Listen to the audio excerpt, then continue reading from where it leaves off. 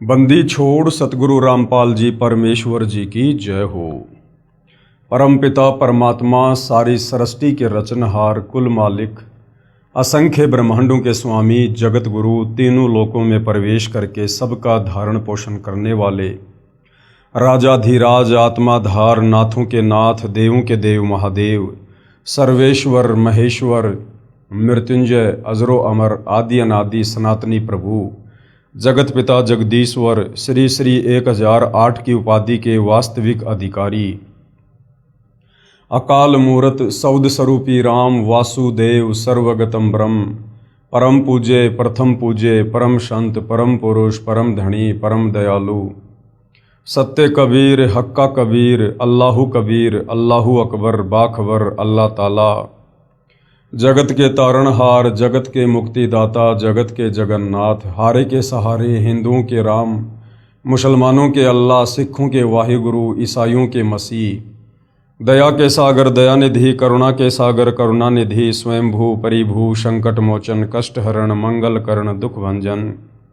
अविगत कबीर निर्विकार निर्विषम परमात्मा अलय अलेख सतगुरु आदि अनादि सतगुरु असली मर्यादा पुरुषोत्तम असली राम असली कृष्ण असली घनश्याम असली मुरारी राजाओं के राजा महाराजाओं के महाराजा शहंशाहों के शहंशाह सम्राटों के सम्राट भगवानों के भगवान अल्लाहों के अल्लाह प्रभुओं के प्रभु मसीहाओं के मसीह सच्चे वाहिगुरु बाबाओं के बाबा पीरों के पीर सेठों के सेठ जगत सेठ सावड़सा सेठ सर्वगुण संपन्न अनंत कोटि कलाओं के स्वामी अनंत कोटि ब्रह्मांडों के नायक योगियों में महायोगी ध्यानियों में महाध्यानी सिद्धों में परम सिद्ध ज्ञानियों में तत्वज्ञानी ब्रह्मज्ञानी महाज्ञानी परम ज्ञानी सर्वश्रेष्ठ ज्ञानी विज्ञानी युवा कबीर समर्थ कबीर असमवात अमित ओजा सच्चे रहनुमा करीम अल्लाह सुभान अल्लाह दुनिया के अंतिम पैगंबर 8 सितंबर 1951 से गांव धनाना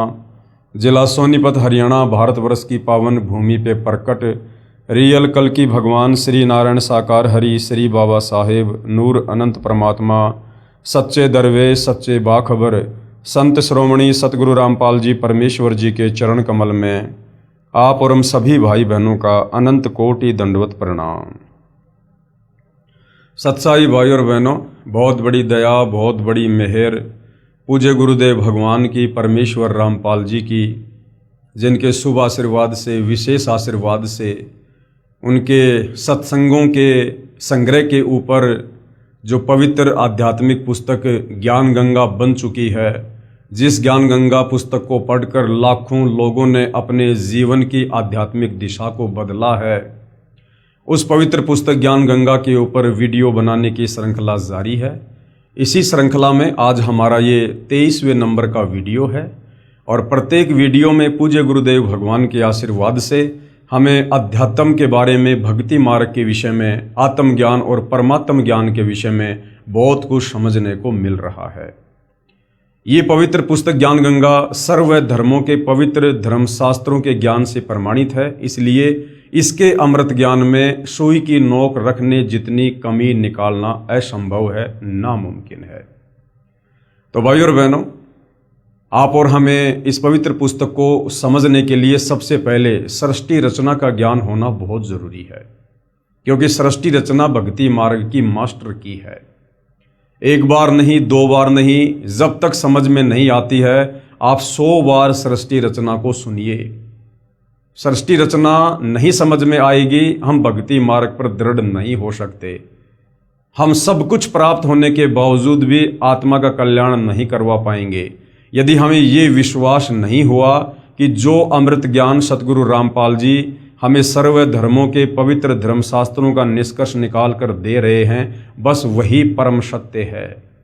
बाकी सतयुग से वर्तमान समय तक सदियों से आप और हमें केवल शास्त्र विरुद्ध ज्ञान ही बताया गया था। हमें भगवान की परिभाषा का भी आज तक हमारे धर्म गुरुओं ने ज्ञान नहीं करवाया। भक्ति करने के लिए सबसे पहले भगवान के विषय में जानकारी होनी परम आवश्यक है। आज तक हमारा कोई भी धर्मगुरु हमें ये नहीं बता पाया कि आखिर परमात्मा कौन है, कैसा है, उनका नाम क्या है, वो रहता कहाँ है, वो मिलता कैसे है। उसकी भक्ति से लाभ कैसे मिलते हैं। आज तक हमें कोई आत्मज्ञान भी नहीं दे पाया, परमात्म ज्ञान तो बहुत दूर की बात है। तो अब परम पूज्य सतगुरु रामपाल जी ने हमें आत्मज्ञान भी करवाया कि मैं कौन हूँ, कहाँ से आया हूँ, क्यों जन्म रहा हूँ, क्यों मर रहा हूँ, क्यों मैं इन कर्म बंधनों में बंधा हुआ हूँ। मेरी आंखों के सामने अचानक से दुर्घटना हो जाती है, परिवार नष्ट हो जाते हैं, जिस परिवार की व्यवस्था में हम पूरा जीवन लगा देते हैं, फिर आखिर ऐसा क्यों। अगर भगवान है तो भगवान फिर ऐसा क्यों कर रहा है, और यदि भगवान होकर वो ऐसा कर रहा है तो फिर वो भगवान कैसे हुआ। भगवान तो परम सुखदायक होता है, भगवान तो सर्वभोग्य पदार्थ उपलब्ध करवाता है, भगवान तो किसी का बेटा नहीं मारता, किसी की बेटी नहीं मारता, किसी का एक्सीडेंट नहीं करवाता, भगवान किसी को भूखा नहीं मरने देता। फिर हम जिस भगवान की भक्ति कर रहे हैं, उस भगवान की भक्ति करते करते आप और हमारे ऊपर ये इतने सारे कष्ट संकट क्यों। तो भाई और बहनों, आज से पहले हमें कोई आत्मज्ञान भी नहीं करवा पाया, और सतगुरु रामपाल जी ने हमें परमात्म ज्ञान करवा दिया। और ना केवल ज्ञान, हमें उस परमात्मा के लोक सचखंड में जाने की कंप्लीट भक्ति विधि भी शास्त्र प्रमाणित करके दे दी है। अब यदि कमी रहेगी तो मानव समाज की रहेगी, अन्यथा सतगुरु रामपाल जी ने अध्यात्म का पूरा पिटारा खोल दिया है। तो सृष्टि रचना को भाई और बहनों, सतगुरु रामपाल जी के सत्संग सुनने से पहले या उनके द्वारा लिखित पवित्र पुस्तकों का अध्ययन करने से पूर्व आप जी ने सतगुरु रामपाल जी के द्वारा बताई गई, लिखी गई, सुनाई गई सृष्टि रचना को बहुत ही ध्यानपूर्वक सुनना है और समझना है। तो भाई और बहनों, इस पवित्र पुस्तक ज्ञान गंगा से हमने सृष्टि रचना को समझा। साथ में सतगुरु रामपाल जी ने यह भी प्रमाणित किया कि जो सृष्टि रचना आपको इस पवित्र पुस्तक ज्ञान गंगा में लिख कर दी गई है, उसे सर्वधर्मों के सर्वधर्म शास्त्रों से प्रमाणित भी किया गया है। हिंदुओं के चारों वेद पवित्र गीता जी, ईसाइयों की बाइबल, सिखों का गुरु ग्रंथ साहिब और मुसलमान भाइयों की कुरान शरीफ, कुरान मजीद इस सृष्टि रचना का ज्यों का त्यों समर्थन कर रही है। बताइए फिर शक और संदेह की गुंजाइश कहाँ रह जाएगी। तो आप धीरे धीरे अध्यात्म में आगे बढ़िए, सतगुरु रामपाल जी के सत्संग सुनते रहिए, और यदि आप थोड़ा रुचि लेकर धैर्य के साथ निष्पक्ष भाव से उनके तत्व ज्ञान को समझने का प्रयास करेंगे तो अवश्य आप जी सफल भी होंगे। तो भाई और बहनों, अब भक्ति मार्ग पर लगने से पहले हमें गुरु धारण करना अति आवश्यक है, क्योंकि गुरु के बिना ज्ञान नहीं हो सकता, वो चाहे अक्षर ज्ञान हो, वो चाहे आध्यात्मिक ज्ञान हो। हम अपने बच्चे को अक्षर ज्ञान करवाने के लिए, उसे एक सभ्य नागरिक बनाने के लिए और भविष्य में एक अच्छा व्यक्ति बनाने के लिए, ताकि वो अच्छा पढ़ लिख के डिग्री हासिल करे, एक अच्छी नौकरी प्राप्त करे या खुद का बिजनेस करे, जिससे वो पैसे कमाए, धन कमाए और अपने परिवार का वो अच्छे से पालन पोषण करे। उसके लिए हम अपने बच्चे को स्कूल भेजते हैं गुरु के पास। ठीक इसी प्रकार भाई और बहनों, ये आध्यात्मिक ज्ञान है। अभी तक हमें किसी ने इस आध्यात्मिक ज्ञान के वो लाभ बताए ही नहीं, जिस कारण से हमारी रुचि इस अध्यात्म में आगे बढ़ने की नहीं बनी। अब सतगुरु रामपाल जी ने हमें सृष्टि रचना के माध्यम से बताया है कि बच्चों, तुम यहाँ के रहने वाले नहीं हो, तुम तो यहाँ पर कष्ट भोग रहे हो, कहर भोग रहे हो। छोटी मोटी नौकरी तो छोड़ो, यदि तुम पूरी पृथ्वी के राजा हो तो भी तुम यहाँ पर कष्ट भोग रहे हो, कहर भोग रहे हो। आज तुम्हें इस काल बलि ने धोखा देके तुम्हारे ही पुण्यों से तुम्हें राजा बना दिया, और राजा बनाकर अब ये तुम्हारे से इतने पाप करवा देगा कि अगले जन्मों में सीधा फिर ये उसे गधे की योनि में ठोकेगा। परमेश्वर की वाणी है, एक हरि की भक्ति बिन राजा गधा हो, माटी लदे कुम्हार की घास न डाले कोई। तो अब हमें इस आध्यात्मिक ज्ञान की आवश्यकता पड़ेगी, क्योंकि अब हमें जानकारी हो चुकी है कि हम इस काल के 21 ब्रह्मांड के निवासी नहीं हैं। हम सतलोक में रहा करते थे, हम अपनी गलती से इस काल के साथ यहाँ पर सजा भोगने के लिए आ गए हैं, और हम यहाँ युगों युगों से कर्म दंड भोग रहे हैं। हम सतलोक में रहा करते थे, वहाँ पर किसी चीज़ का अभाव नहीं था। सर्व सुविधा हमें कबीर परमेश्वर जी अपने कोटे से दिया करते थे। प्रत्येक वस्तु वहाँ पर निःशुल्क है। वहाँ ना कोई लक 84 योनियों का कष्ट है, ना वहाँ पर नरक में जाना होता है, ना वहाँ पर तपतशिला का कष्ट है, ना वहाँ जन्म और मरण की पीड़ा है, ना वहाँ कोई कार्य करना पड़ता है, ना वहाँ पर कोई लड़ाई झगड़ा, मान मुटाग, राग द्वेष, ईर्ष्या, छल कपट, धोखाधड़ी, मिलावट, काला बाजारी, रिश्वतखोरी, चोरी, जारी, ठगी, वहाँ कुछ भी नहीं है। वो सुख सागर है, वहाँ केवल सुख ही सुख है। और हम वहाँ पर अविनाशी रूप में रहते हैं। हम कभी नहीं मरते, हम कभी भी बूढ़े नहीं होते, किसी चीज़ का अभाव नहीं है। जो हम सुना करते थे दूध, दही, शहद, अमृत जल की नदियाँ, वो सतलोक में बहा करती हैं। तो भाइयों और बहनों, ऐसे सुखमय स्थान को छोड़कर हम अपनी नादानी के चलते इस काल के बहकावे में आकर, जब ये सतलोक में तप कर रहा था, हम पतिव्रता पद से नीचे गिरकर इसके ऊपर आसक्त हो गए, जिसकी सजा आज हम यहाँ इसके 21 ब्रह्मांडों में प्राप्त कर रहे हैं। तो जब ये ज्ञान सतगुरु रामपाल जी ने हमें बताया, समझाया, उसके बाद हमारी अध्यात्म में रुचि बनी कि वास्तव में यदि हमने कोई डिग्री हासिल करनी है तो हमने सतलोक की डिग्री हासिल करनी है। यदि वास्तव में हमने कहीं पर जाकर परमानेंट नौकरी करनी है तो सतलोक में करनी है। नौकरी का मतलब सदा सदा के सुख है। तो अब भाइयों और बहनों, मानव समाज की भक्ति मार्ग में रुचि बनेगी, क्योंकि अब हमें सतगुरु रामपाल जी के आशीर्वाद से यथार्थ भक्ति मार्ग मिला है। हमें कोई वास्तव में इस सृष्टि रचना को समझाने वाला मिला है। हमें वास्तव में आज सतगुरु रामपाल जी ने बताया कि भगवान कौन है, कैसा है, कहाँ रहता है और कैसे मिलेगा। वो भगवान तो हमारे पीछे युगों युगों से पड़ा हुआ है, हमें सतलोक ले चलने के लिए। हम अपनी नादानी के चलते उन पर विश्वास नहीं कर पाते हैं, जिस कारण से हम धोखा खा जाते हैं। तो भाई और बहनों, अब हम सबकी रुचि बनेगी, क्योंकि अब हमें सृष्टि रचना का ज्ञान हो चुका है। अब हमें इस काल के 21 ब्रह्मांडों की रचना का ज्ञान हो चुका है कि क्यों इसने ब्रह्मा विष्णु महेश को एक एक गुण युक्त करके आप और हमें यहाँ पर अपने जाल में फंसा रखा है। इसको प्रतिदिन 1 लाख मानव शरीरधारी आत्माओं के सूक्ष्म शरीर से निकली वासना खानी पड़ती है, जिस कारण से ये हमें अपने भोजन के रूप में यहाँ पर पैदा करवाता है और हम इसी प्रकार से अपना कर्मदंड भोगते रहते हैं। तो भाई और बहनों, ज्ञान से भय होता है और भय से फिर इस भक्ति में रुचि बनती है। इसलिए अब पूरे विश्व का मानव समाज आने वाले समय में सतगुरु रामपाल जी की शरण में होगा और सभी लोग भक्ति करके अपनी आत्मा का कल्याण करवाएंगे। तो भाई और बहनों, अध्यात्म में सबसे पहले गुरु होना अति आवश्यक है। अब गांव गांव में, नगर नगर में गुरु बैठे हैं। कोई गेरुआ वस्त्र पहन के, कोई काला वस्त्र पहन के, कोई लाल वस्त्र पहन के, कोई पीताम्बर पहन के, कोई लंबी लंबी जटा बढ़ा के, कोई बिल्कुल सफाचट करवा के, कोई धारा प्रवाह कथा करता है, कोई संस्कृत भाषा में कथा करता है, किसी की करोड़ों में संगत है, कोई मंत्रियों के पास जाता है, किसी के पास मंत्री जाते हैं। तो हम लोग सोचते हैं कि संत महात्मा गुरुजन तो ये हैं जिनके करोड़ों में भगत हैं। लेकिन भाइयों और बहनों, बाहरी दिखावे से, बाहरी आडंबर से एक पूर्ण गुरु होने का कोई संबंध नहीं है। परमात्मा जी कहते हैं, कंठी माला सुमरणी पहनने से क्या हो, ऊपर तो ढूंढा साधु का लेकिन अंतर राख्या खोई। तो भाइयों और बहनों, हमारे शास्त्र ही हमें बताएंगे, समझाएंगे कि वास्तव में पूर्ण गुरु कौन होता है, तत्वदर्शी संत कौन होता है।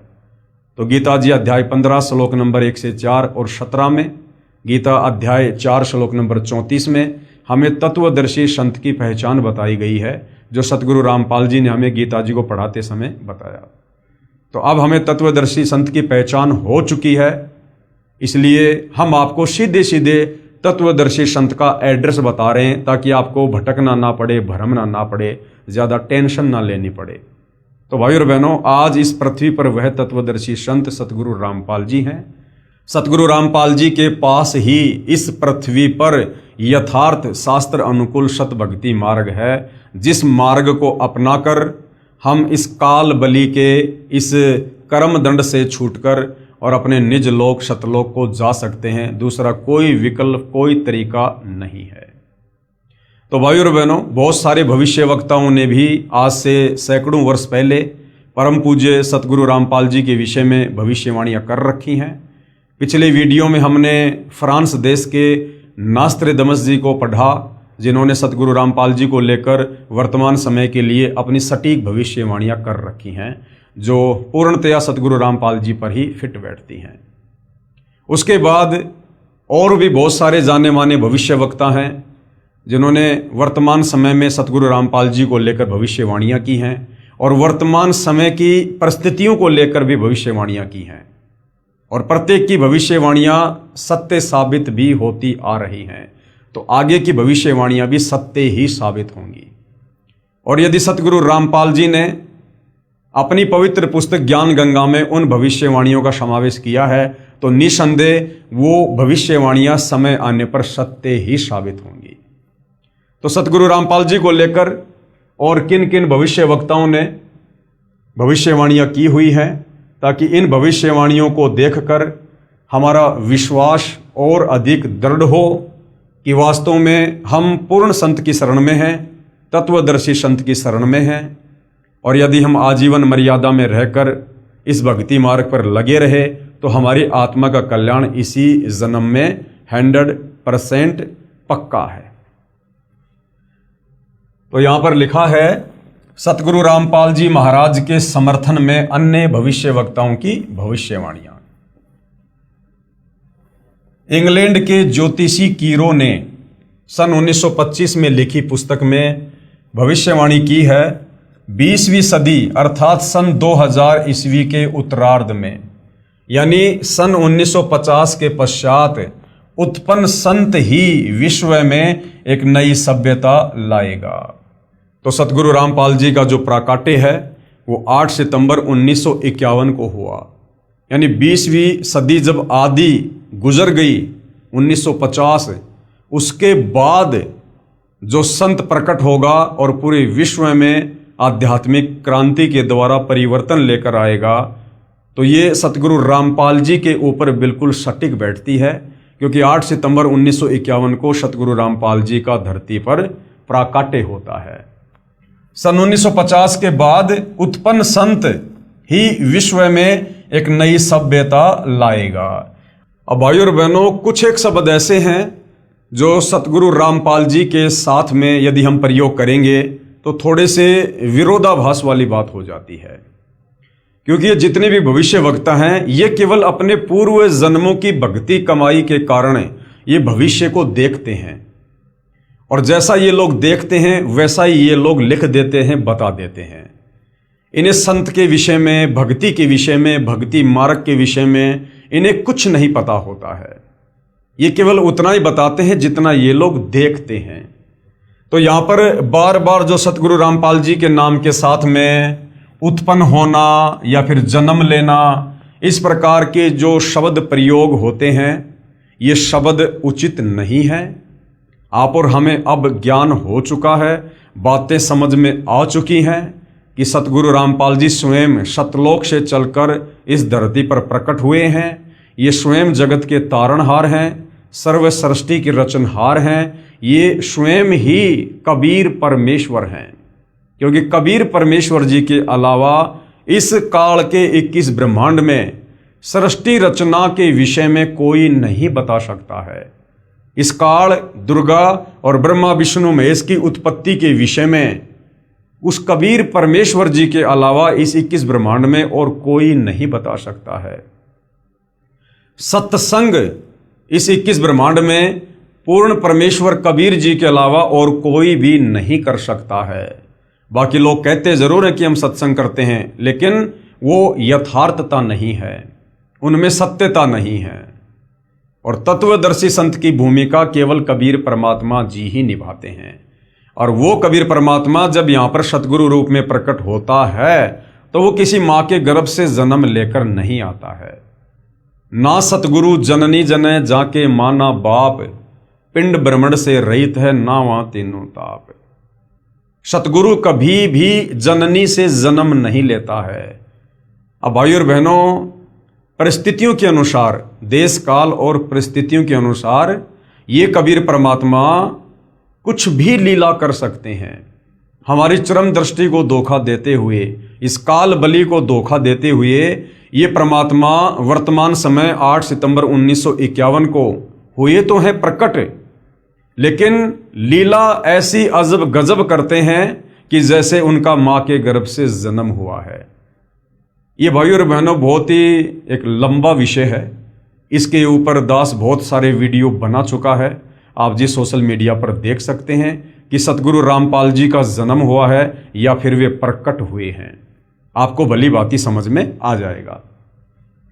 तो ये भविष्य वक्ता जैसा देखते हैं, यानी जितना इनकी बुद्धि काम करती है ये केवल उतना ही बता सकते हैं। तो क्या कहा गया है, 20वीं सदी अर्थात सन 2000 ईस्वी के उत्तरार्ध में सन 1950 के पश्चात उत्पन्न संत ही विश्व में एक नई सभ्यता लाएगा, जो कि सतगुरु रामपाल जी के लिए इशारा है, जो संपूर्ण विश्व में फैल जाएगी। भारत का वह एक व्यक्ति, अब देखिए सतगुरु रामपाल जी व्यक्ति नहीं है। अब दिखाई जरूर एक व्यक्ति की बातें दे रहे हैं, दिखाई जरूर एक साधारण से आदमी या संत की तरह दिखाई दे रहे हैं, लेकिन इनका जो व्यक्तित्व है वो पिछली भविष्यवाणी में नास्त्रदमस जी ने बता दिया कि वो तेज पुंज का धनी होगा। उसका जो व्यक्तित्व है वो तेज पुंज का होगा। अब एक होता है तेज पुंज यानी नूरी शरीर, और एक होता है 5 तत्व का शरीर। जैसे आप और हमारा ये 5 तत्व से बना शरीर है, हाड़ मांस साम लार टट्टी पेशाब थूक, और जो नूरी शरीर होता है वो पारदर्शी होता है। जैसे कबीर परमेश्वर जी के विषय में वेदों में कहा गया है कि कबीर मनीषी परिभू शुक्रम अकायम ऐसा नावीरम, कि उसका जो शरीर है वो माता पिता के सहयोग से नहीं होगा, वो नाड़ियों के सहयोग से नहीं होगा, हाड़ मांस का नहीं होगा। तो भाइयों और बहनों, जैसा इस काललोक की व्यवस्था है उस व्यवस्था के अनुसार परमेश्वर आप और हमें ये आध्यात्मिक ज्ञान समझाने के लिए एक आम व्यक्ति बनकर, एक आम संत बनकर भूमिका करते हैं। परंतु असल में जिस दिन हमारी आध्यात्मिक चेतना जागृत होगी, हम पूर्ण संत की परिभाषा से, तत्वदर्शी संत की परिभाषा से परिचित होंगे, तब हमें पता चलेगा कि वास्तव में सतगुरु रामपाल जी कौन हैं और वो जन्म लेते हैं या फिर वे प्रकट होते हैं। जो संपूर्ण विश्व में फैल जाएगी, भारत का वह व्यक्ति सारे संसार में ज्ञान क्रांति ला देगा। उसके बाद में भविष्य वक्ता श्री वेजिलेटिन के अनुसार 20वीं सदी के उत्तरार्ध में यानी 1950 के बाद में विश्व में आपसी प्रेम का अभाव, मानवता का हास यानी गिरावट, और माया की संग्रह की दौड़ यानी दुनिया केवल पैसा पैसा लूटना चाहेगी, लूट व राजनेताओं का अन्यायी हो जाना आदि आदि बहुत से उत्पात देखने को मिलेंगे और बखूबी देखने को मिल भी रहे हैं। जैसा भविष्यवाणी में लिखा है सन 1950 के बाद वैसा ही होता आया है। परंतु भारत से उत्पन्न हुई शांति, अब भारत से शांति कैसे उत्पन्न होगी? एक बार तो पूरे विश्व में आने वाले समय में अशांति होगी, क्योंकि हम युग परिवर्तन के दौर में हैं। हम वर्तमान में मई 2026 में ये वीडियो बना रहे हैं और 2028 का जो समय है वो युग परिवर्तन का निर्धारित समय है। और आगे आप जी भविष्यवाणी में पढ़ोगे कि युग परिवर्तन प्रकृति का अटल नियम है। तो एक बार तो भाइयों और बहनों अशांति आएगी, लेकिन उसके बाद सतगुरु रामपाल जी के आशीर्वाद से पूरे विश्व में जो शांति आएगी वो हजारों साल तक स्थिर रहेगी। परंतु भारत से उत्पन्न हुई शांति भ्रातृत्व भाव पर आधारित नई सभ्यता संसार में देश प्रांत और जाति की सीमाएं तोड़कर विश्व भर में अमन व चैन उत्पन्न कर देगी। यानी सतगुरु रामपाल जी के तत्व ज्ञान के प्रभाव से आने वाले समय में युग परिवर्तन के बाद जितनी अच्छी आत्माएं धरती पर बचेंगी वे सभी आत्माएं सतगुरु रामपाल जी की शरण में होंगी। और सतगुरु रामपाल जी का नारा है कि जीव हमारी जाति है, मानव धर्म हमारा, हिंदू मुस्लिम सिख ईसाई धर्म नहीं कोई न्यारा। केवल पूरी पृथ्वी पर एक आदि सनातन धर्म रह जाएगा। तो उसके बाद में आपसी भाईचारा, प्रेम भाव, शांति, ये जाति और धर्म की दीवारें ढहा दी जाएंगी। सबको अपनी औकात का, अपनी हैसियत का पता चल जाएगा कि हम तो जीव संज्ञा में हैं, चाहे देश का प्रधानमंत्री क्यों ना है। अगर कल को लकवा मार गया, 2 कोड़ी का जीव है। इस काल ने जबरदस्ती हमारे अंदर गुब्बारे की तरह हवा भरा के आसमान में छोड़ रखा है। अंदर से हम बिल्कुल खाली हैं, कुछ लेना देना नहीं है। आज प्रधानमंत्री हैं, भक्ति नहीं की, कल को गधा बना के छोड़ देगा। तो इस ज्ञान से लोगों को पता चलेगा कि हम क्यों माया की दौड़ में भाग रहे हैं। हमने सब कुछ यहीं छोड़ के चले जाना है। ना कोई लेके आया, ना कोई लेके जाएगा। नंगे आए थे, नंगे जाएंगे। तो हमें ये आध्यात्मिक ज्ञान से पता चलेगा कि हमने तो यहां पर मनुष्य जन्म प्राप्त करके, पूर्ण संत की खोज करके अपनी आत्मा का कल्याण करवाना चाहिए था, ताकि हम गधे, कुत्ते, सूअर बनने से बचें, नरक में जाकर पीड़ा भोगने से बचें, तपस्या के कष्ट से बचें, जन्म मरण और बुढ़ापे की पीड़ाओं से हम बचें। लेकिन आध्यात्मिक ज्ञान के अभाव से आप और हम यहाँ पर केवल धन जोड़ना, बड़ी बड़ी नौकरी प्राप्त करना, राजनीतिक ये पद प्राप्त करना, समाज में मान बढ़ाई, अहंकार और दिखावे में आकर बहुत बड़ा आदमी बनने की चाहत मन में रखना, हम केवल इन चीजों में उलझ कर रह गए काल प्रेरणा से। अब सतगुरु रामपाल जी ने हमें भक्ति मार्ग से जोड़कर, हमें आध्यात्मिक ज्ञान से परिचित करवाकर, आत्म और परमात्म ज्ञान से रूबरू करवाकर अब हमारी आंखें खोल दी हैं, जो आंखें हमारी इस काल ने बंद कर रखी थी। तो अब इस ज्ञान के प्रभाव से आने वाले समय में, वर्तमान में जो हाहाकार देश और दुनिया में मचा हुआ है, वो धीरे धीरे समाप्त होगा और एक लंबी शांति उत्पन्न होगी, विश्व भर में अमन व चैन उत्पन्न करेगी। उसके बाद में अमेरिका की महिला भविष्यवक्ता है जीन डिक्सन। इनके अनुसार 20वीं सदी के अंत से पहले, यानी सन 2001 से पहले, विश्व में एक घोर हाहाकार तथा मानवता का संहार होगा। वैचारिक युद्ध के बाद आध्यात्मिकता पर आधारित एक नई सभ्यता संभवतः भारत के ग्रामीण परिवार के व्यक्ति के नेतृत्व में जमेगी और संसार से युद्ध को सदा सदा के लिए विदा कर देगी। यानी भारत का एक व्यक्ति, उन लोगों के अनुसार व्यक्ति, हमारे अनुसार परम पूज्य सतगुरु रामपाल जी, वे एक ग्रामीण परिवार से होंगे और उनके नेतृत्व में संसार से युद्ध को सदा सदा के लिए विदा कर दिया जाएगा।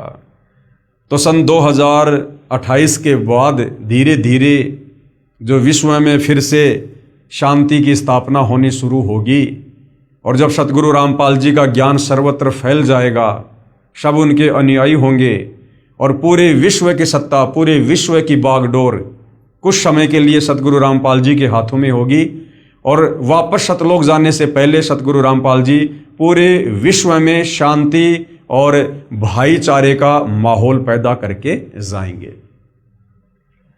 नंबर 4, अमेरिका के श्री एंडरसन के अनुसार 20वीं सदी के अंत से पहले या 21वीं सदी के प्रथम दशक में, यानी 2010 तक विश्व में असभ्यता का नंगा तांडव होगा। और हम देख भी रहे हैं भाई और बहनों, इस बीच भारत के एक देहात का एक धार्मिक व्यक्ति, यानी भारत के गांव में रहने वाला, इन लोगों के अनुसार व्यक्ति और हमारे अनुसार परम पूज्य सतगुरु रामपाल जी, एक मानव, एक भाषा और एक झंडा की रूपरेखा का संविधान बनाकर संसार को सदाचार, उदारता, मानवीय सेवा व प्यार का सबक देगा। एक मानव, यानी सबको पता चलेगा कि हमारा एक ही धर्म है, मानव धर्म। जीव हमारी जाति है, मानव धर्म हमारा, हिंदू, मुस्लिम, सिख, ईसाई धर्म नहीं कोई न्यारा। एक आदि सनातन धर्म होगा, अर्थात सबका मानव धर्म होगा। तो सतगुरु रामपाल जी सबको एक सूत्र में जोड़कर जाएंगे। ये धर्म की दीवारों को ढहा दिया जाएगा और सब एक अच्छे मानव की भूमिका निभाएंगे। लोगों में मानवता होगी, इंसानियत होगी, सदाचारी होंगे। तो एक मानव यानी सबका एक मानव धर्म होगा।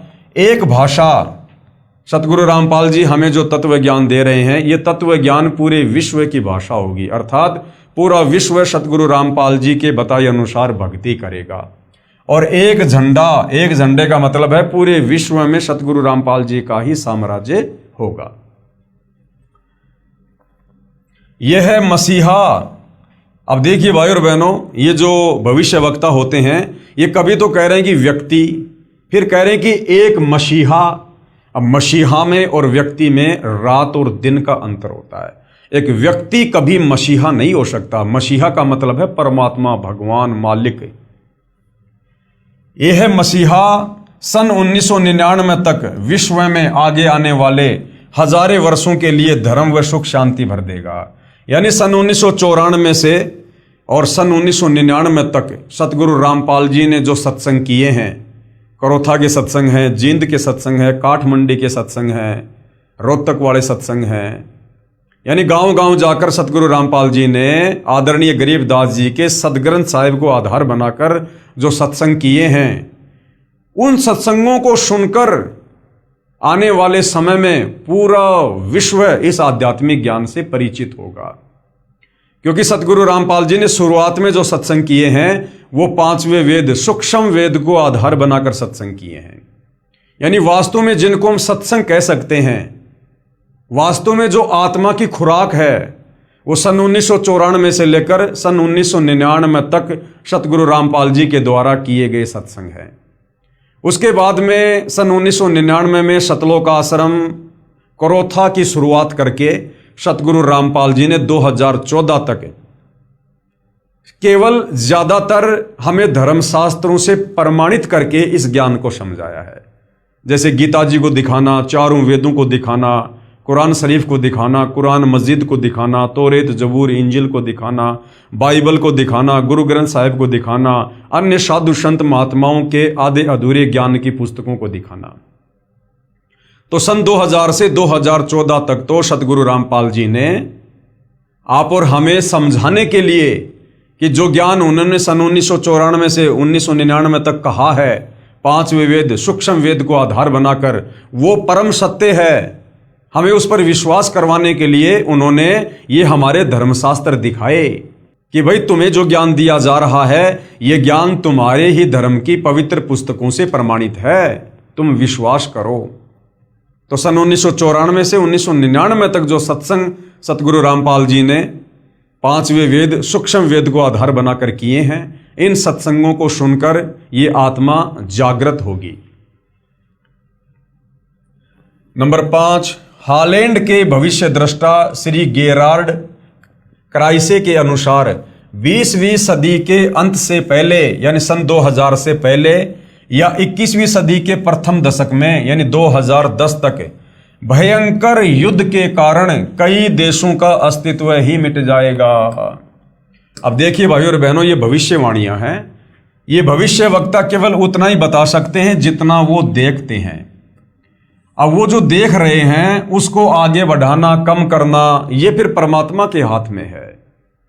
सतगुरु जो चाहे सो कर ही, 14 कोटि दूत यम डर ही, ओत भूत जम त्रास निवारे और चित्र गुप्त के कागज पाड़े। कहते मासा घटे ना तिल बदे विधाता लिखे जो लेख।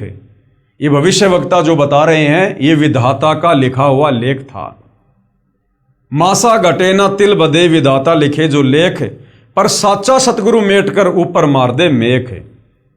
ये सन 2012 में ये विश्व युद्ध होना था, अनेक देशों का अस्तित्व मिट जाना था। भाइयों और बहनों, यदि आप लोगों को याद हो तो थोड़ा सा विचार कीजिए।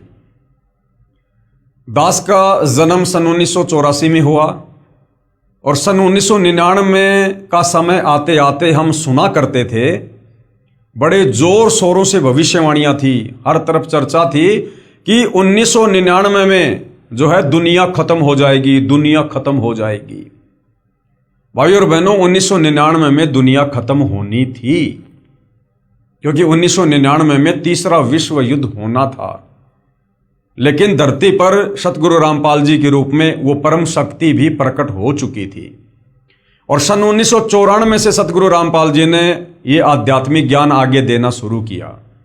और इतने कम समय में 1994 से लेकर 1999 तक इस ज्ञान को पूरे विश्व में नहीं फैलाया जा सकता था। इसलिए सतगुरु रामपाल जी ने उस समय को आगे बढ़ाया कि इस ज्ञान को और ज्यादा फैलाया जाए। आत्माएं इस ज्ञान को सुनकर समझकर तत्वदर्शी संत की शरण में आकर अपना बचाव करें, अपने परिवार का बचाव करें। इस समय को बढ़ाया गया सन 2012 तक। और जब सन 2012 आया, उस समय फिर से पूरे विश्व में यही चर्चा थी कि 2012 में दुनिया खत्म होगी, दुनिया तबाह हो जाएगी।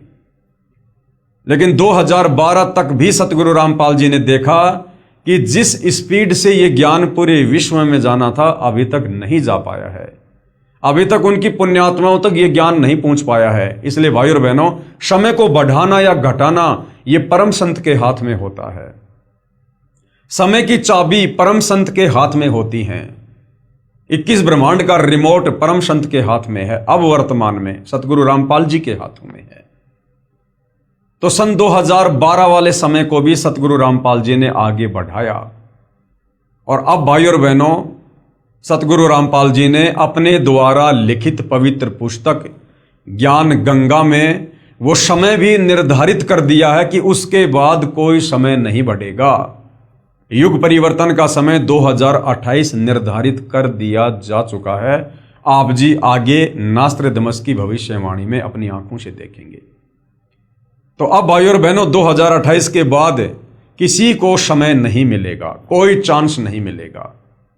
इसलिए आप लोगों तक ये ज्ञान पहुंचाने के लिए दिन रात सतगुरु रामपाल जी भी प्रयास कर रहे हैं और उनके आशीर्वाद से हमारे जैसे तुच्छ दास भी इस सेवा में लगे हुए हैं। तो हमारी प्रार्थना है भाई और बहनों कि आप जी परम संत सतगुरु रामपाल जी के सत्संग यूट्यूब पर सुनिए और उनके ज्ञान को सुनकर, क्योंकि समय बहुत कम है, ज्यादा नहीं है। कब और किस समय यहां पर क्या घटना घटित हो जाएगी अब कोई भरोसा नहीं है, क्योंकि हम मई 2026 में जी रहे हैं और 2028 युग परिवर्तन का निर्धारित समय है। यानी मात्र हमारे पास में मान के चलिए 16 महीने हैं। इसलिए आप जी अविलंब इस ज्ञान को सुनकर समझकर सतगुरु रामपाल जी के चरणों में नतमस्तक हो जाइए। तो यहां पर जो सन 2010 के आसपास में भयंकर युद्ध की जो बात की जा रही है कि जिसके चलते कई देशों का अस्तित्व ही मिट जाएगा, ये वास्तव में ऐसा ही होना था। परंतु भारत का एक महापुरुष संपूर्ण विश्व को मानवता के एक सूत्र में बांध देगा। वह हिंसा, फूट, दुराचार, कपट आदि संसार से सदा के लिए मिटा देगा। देखो भाई और बहनों, ये इस प्रकार के युद्ध क्यों होते हैं? ये इस प्रकार के बड़े बड़े युद्ध क्यों होते हैं? इतनी बड़े स्तर पर जनहानि और ये मानव हानि क्यों होती है? क्योंकि जब इस पृथ्वी पर पाप आवश्यकता से ज्यादा बढ़ जाता है, उस समय यहां पर इस प्रकार के कहर टूटते हैं, कष्ट आते हैं देश दुनिया पर। और जब जब ये युद्ध हुए हैं इस प्रकार के, जैसे त्रेता युग में राम रावण युद्ध हुआ, करोड़ों लोग मारे गए। द्वापर में महाभारत हुआ, 18 करोड़ लोग मारे गए। 56 करोड़ यादव आपस में कट के दुर्वासा ऋषि के श्राप के कारण मिट गए। क्यों हुआ? क्योंकि उस दौरान पृथ्वी पर पाप कर्म का दबाव ज्यादा हो गया था। तो भाई और बहनों, ये जो वर्तमान का समय है, इस समय इस पृथ्वी पर पाप कर्मों का दबाव बहुत ज्यादा है। और ये पाप कर्मों का दबाव वर्तमान में इतना ज्यादा हो गया था कि 1999 में भयंकर युद्ध होना था और कई देशों का अस्तित्व समाप्त हो जाना था। लेकिन कारण आपको बता दिया गया है कि सतगुरु रामपाल जी के आशीर्वाद से यह समय आगे बढ़ाया गया है। और भाई और बहनों, आगे समय क्यों बढ़ा है उसका भी एक रीजन होता है। जब यहां पाप कर्म बढ़ता है तो इस प्रकार की परिस्थितियां पैदा होती हैं, और जब यहां पर धर्म कर्म ज्यादा बढ़ जाता है, जब पुण्य ज्यादा बढ़ जाते हैं, तो पाप के ऊपर लगाम लग जाती है। तो सतगुरु रामपाल जी ने सन 1994 से जो सत भक्ति की शुरुआत हम आत्माओं से करवाई है, उसके बाद सतगुरु रामपाल जी ने हमें घर घर पर 5 यज्ञ करने के निर्देश दिए हैं। एक यज्ञ है ज्ञान की, दूजी यज्ञ है ध्यान, तीजी यज्ञ है हवन की, चौथी यज्ञ प्रणाम और 5वीं यज्ञ है धर्म भंडारे। तो ये 5 यज्ञ लगभग 20-25 वर्षों से, सन 1994 से सतगुरु रामपाल जी के भक्तों के द्वारा घर घर में किए जा रहे हैं। और ये यज्ञ इतनी जबरदस्त है कि इनका जो प्रतिफल है वो बहुत ही ज्यादा है। साथ में सतगुरु रामपाल जी ने हमें जो शत भक्ति मंत्र दिए हैं वो शास्त्रों से प्रमाणित हैं। उन थोड़े से मंत्रों के जाप से बहुत ज्यादा लाभ साधक को मिलता है और आसपास का जो वातावरण है वो भी शांतिमय बनता है। जिस प्रकार भाई और बहनों, मान लीजिए मेरे घर में हलवा बन रहा है, ठीक है, हलवा मेरे घर में बन रहा है तो हलवा तो मैं खाऊंगा, विशेष लाभ तो मैं ही प्राप्त करूंगा, परंतु महक पड़ोसी के घर में भी जाएगी और हलवे की महक बड़ी अच्छी होती है। हलवे की महक को लेकर पड़ोसी भी प्रसन्न होता है, आनंदित होता है। इसी प्रकार सतगुरु रामपाल जी ने जो शास्त्र अनुकूल शत भक्ति दी है, जो 5 यज्ञ वे अपने अनुयायियों से घर घर में करवा रहे हैं, उनके भगत जो शत भक्ति मंत्रों का जाप कर रहे हैं, जो इन देवताओं के बीज मंत्र हैं, मूल मंत्र हैं, परमेश्वर के मंत्र हैं, और सतगुरु रामपाल जी के मुख कमल से जो सत्संग गांव गांव नगर नगर घर घर में चल रहे हैं, परम संत के मुख से उच्चारित वाणी से ऑटोमेटिक शांतिमय माहौल पैदा होता है, क्योंकि ये आत्मा की खुराक है। और दूसरी बात भाई और बहनों, जब स्वयं सारी सृष्टि का मालिक, असंख्य ब्रह्मांडों का परमपिता परमात्मा जब इस धरती पर स्वयं प्रकट हो जाता है संत रूप में, सतगुरु रूप में, तो भाई और बहनों वो अनहोनी को होनी में और होनी को अनहोनी में भी बदल देता है। कहते हैं कि आग लगी आकाश में और झड़ झड़ पड़े अंगार। आग लगने का मतलब है पाप कर्म जब बहुत ज्यादा बढ़ जाते हैं तो झड़ झड़ पड़े अंगार, यानी जीवों के ऊपर फिर परेशानी आती है, कष्ट आते हैं, यह कर्म दंड के कारण हाहाकार मच जाता है। तो कहते हैं आग लगी आकाश में झड़ झड़ पड़े अंगार, और भाई संत ना होता धरती पर तो जल मरता संसार। तो भाई और बहनों, समझदार को संकेत ही काफी है। ये जो भी थोड़ी बहुत शांति आप जी वर्तमान में देख रहे हैं, ये सतगुरु रामपाल जी के पावन चरण कमल भारत देश की धरती पर प्रकट हैं, और साथ में उनके भक्तों के द्वारा जो शत भक्ति मर्यादा में रहकर की जा रही है। घर घर में जो हवन यज्ञ हो रहा है, 5 यज्ञ हो रही हैं, सतगुरु रामपाल जी की वाणियां चल रही हैं, इससे भाई और बहनों ये 2028 तक ये माहौल थोड़ा शांतिमय है। लेकिन पूरा विश्व इस भक्ति को इतनी आसानी से स्वीकार नहीं करेगा। इसलिए भाई और बहनों 2028 तक अशांति होना भी जरूरी है। जो लोग इस भक्ति को स्वीकार नहीं करेंगे, धर्म कर्म नहीं करेंगे, वो लोग इस संसार को छोड़कर जाएंगे। अर्थात यहां पर बहुत ही कम जनसंख्या शेष रह जाएगी। आप जी भविष्य मालिका में भी देखते हैं किस प्रकार से भविष्यवाणियां की हुई हैं कि पूरे विश्व की जनसंख्या मात्र 64 करोड़ रह जाएगी, जो वर्तमान में लगभग 800 करोड़ के आसपास है। तो विचार कीजिए भाई और बहनों किस स्तर पर जनहानि होगी। अब भाई और बहनों हम ये भी नहीं कह सकते कि मात्र 64 करोड़ ही बचेंगे, क्योंकि परमात्मा स्वयं धरती पर सतगुरु रामपाल जी के रूप में प्रकट हैं, और ये परमात्मा कुछ भी कर सकता है। ये तिल की ओट में पहाड़ को भी छुपा सकता है।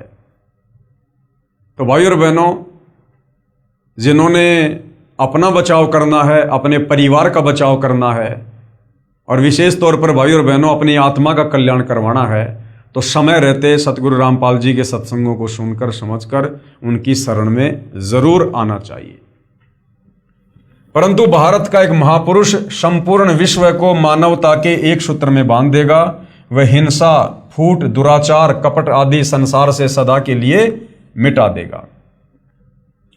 अमेरिका के भविष्यवक्ता श्री चार्ल्स क्लार्क के अनुसार 20वीं सदी के अंत से पहले, यानी सन 2000 से पहले, एक देश विज्ञान की उन्नति में सब देशों को पछाड़ देगा, यानी अमेरिका। परंतु भारत की जो प्रतिष्ठा है विशेषकर इसके धर्म और दर्शन से होगी। लेकिन भारत देश की जो पहचान होगी वो विज्ञान से नहीं होगी, अध्यात्म से होगी, भक्ति मार्ग से होगी, और वो आने वाले समय में 2028 के बाद होगी, जिससे पूरा विश्व अपना लेगा। ये धार्मिक क्रांति 21वीं सदी के प्रथम दशक में संपूर्ण विश्व को प्रभावित करेगी और मानव को आध्यात्मिकता पर विवश कर देगी। यानी सन 2010-12 तक सतगुरु रामपाल जी ने सर्व धर्मों के धर्मशास्त्र दिखा कर अपने सत आध्यात्मिक ज्ञान को आप और हमारे सामने प्रमाणित करके रख दिया है, छोड़ दिया है। CD, DVD, memory card, YouTube पर आपको सत्संग मिल जाएंगे।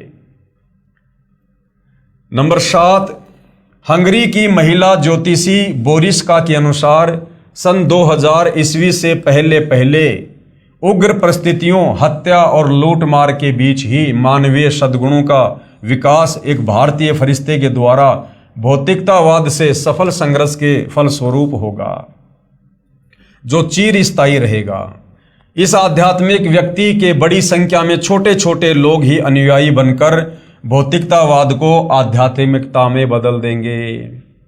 इस आध्यात्मिक महापुरुष के व्यक्ति की जगह महापुरुष, इस आध्यात्मिक महापुरुष के बड़ी संख्या में छोटे छोटे लोग ही अनुयायी बनकर, छोटे छोटे लोग का मतलब है जो मीडियम क्लास से होंगे, जो बहुत ज़्यादा कोई राजनीतिक कोई पदों पे नहीं होगा, बहुत बड़ा कोई सेठ नहीं होगा, साहूकार नहीं होगा, जो बेचारे अपनी मेहनत मजदूरी, अपनी कोई किसानी करके, छोटा मोटा रोजगार करके अपना जीवन यापन जो कर रहे हैं, वो लोग सबसे पहले सतगुरु रामपाल जी की शरण में आएंगे।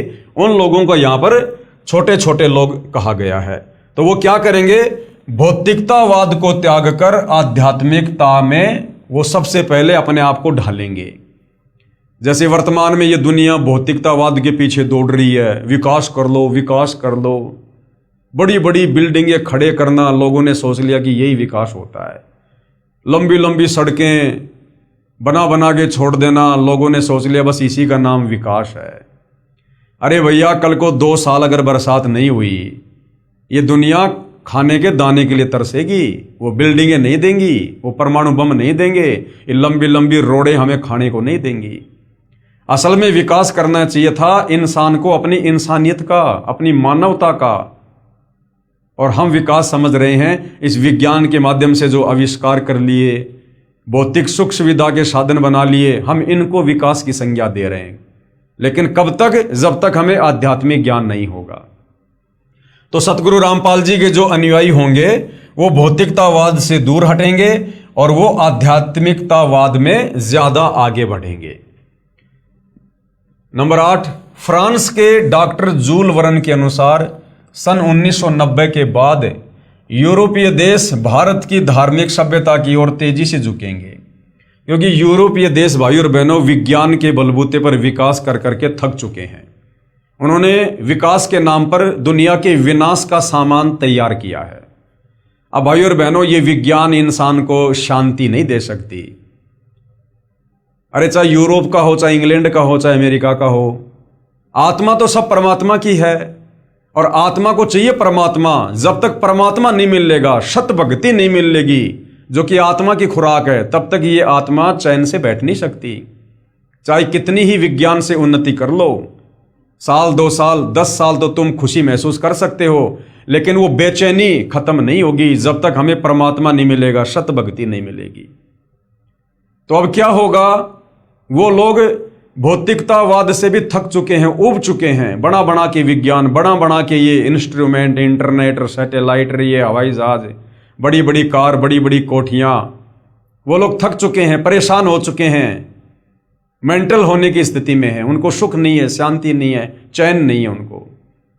उनकी संस्कृति समाप्त हो चुकी है, उनके संस्कार खत्म हो चुके हैं। तो अब क्या होगा? अब वो धीरे धीरे भारत देश की ओर बढ़ेंगे और अध्यात्म को अपनाएंगे। सन 2000 तक विश्व की आबादी 640 करोड़ के आसपास होगी। यानी भविष्यवक्ताओं ने पहले ही भविष्यवाणियां कर रखी हैं। भारत से उठी ज्ञान की धार्मिक क्रांति नास्तिकता का नाश करके आंधी तूफान की तरह संपूर्ण विश्व को ढक लेंगी। यानी सतगुरु रामपाल जी का आध्यात्मिक ज्ञान, तत्व ज्ञान धीरे धीरे 2028 के बाद पूरे विश्व में फैल जाएगा। उस भारतीय महान आध्यात्मिक महापुरुष के अनुयायी देखते देखते एक संस्था के रूप में आत्म शक्ति से संपूर्ण विश्व पर प्रभाव जमा लेंगे। अर्थात सतगुरु रामपाल जी के ज्ञान का घर घर में प्रचार करके सब तक ये सूचना पहुंचा देंगे कि भाई परमात्मा धरती पर है, अपनी आत्मा का कल्याण करवा लो, वरना 4 दिन का जीवन है, जिस दिन गुब्बारा फूटेगा फिर कुछ भी लेना देना नहीं है। नंबर 9, फ्रांस के नास्त्रेदमस के अनुसार विश्व भर में सैनिक क्रांतियों के बाद थोड़े से ही अच्छे लोग संसार को अच्छा बनाएंगे। ये 2028 के आसपास की भविष्यवाणी है भाई और बहनों, कि विश्व भर में सैनिक क्रांतियों के बाद यानी लड़ाई झगड़े के बाद पूरी दुनिया में थोड़े बहुत ही अच्छे लोग बचेंगे। फ्रांस के नास्त्रेदमस के अनुसार विश्व भर में सैनिक क्रांतियों के बाद थोड़े से ही अच्छे लोग संसार को अच्छा बनाएंगे, जिनका महान धर्मनिष्ठ विश्व विख्यात नेता, यानी हमारे नेता कौन है? सतगुरु रामपाल जी। धार्मिक नेता कौन है? सतगुरु रामपाल जी। 20वीं सदी के अंत और 21वीं सदी की शुरुआत में किसी पूर्वी देश से जन्म लेकर, अब नास्त्रेदमस जी के अनुसार जन्म लेना, हमारे अनुसार प्रकट होकर भ्रातृवर्ती व सौजन्यता द्वारा सारे विश्व को एकता के सूत्र में बांध देगा। किसी पूर्वी देश से, तो भाई और बहनों विश्व के मानचित्र में हमारा जो भारत देश है वो पूर्वी देशों में आता है। नास्त्रेदमस शतक 1 श्लोक 50 में प्रमाणित कर रहा है, 3 ओर से सागर से यानी समुद्र से घिरे द्वीप में उस महान संत का प्राकट्य होगा। तो भाई और बहनों हमारा जो देश है वो 3 ओर से सागर से जो है वो आच्छादित है, यानी हिंद महासागर।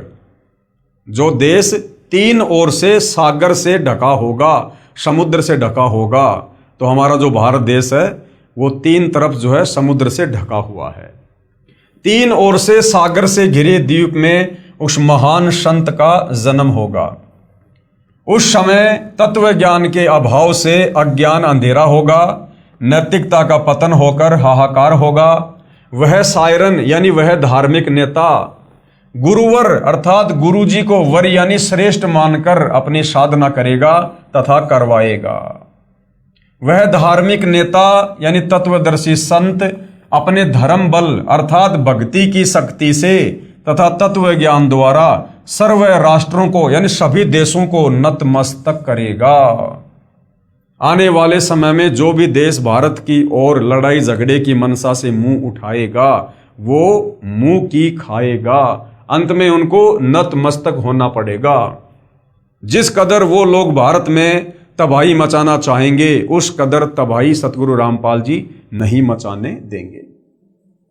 एशिया में उसे रोकना अर्थात उसके प्रचार में बाधा करना पागलपन होगा।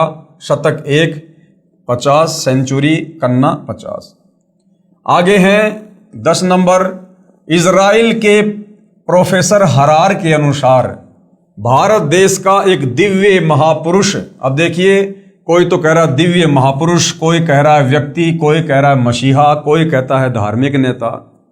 तो ये भविष्य वक्ता भाई और बहनों, कुछ तो इनको भविष्य के जो है दर्शन होते हैं, कुछ फिर ये अपनी थोड़ी बहुत अटकलबाजी लगा देते हैं, क्योंकि ये बेचारे आध्यात्मिक ज्ञान से अपरिचित होते हैं, जिस कारण से इनको नहीं पता होता है कि परमात्मा प्रकट होता है या जन्म लेता है या परमात्मा कौन है कैसा है, इनको नहीं पता होता है।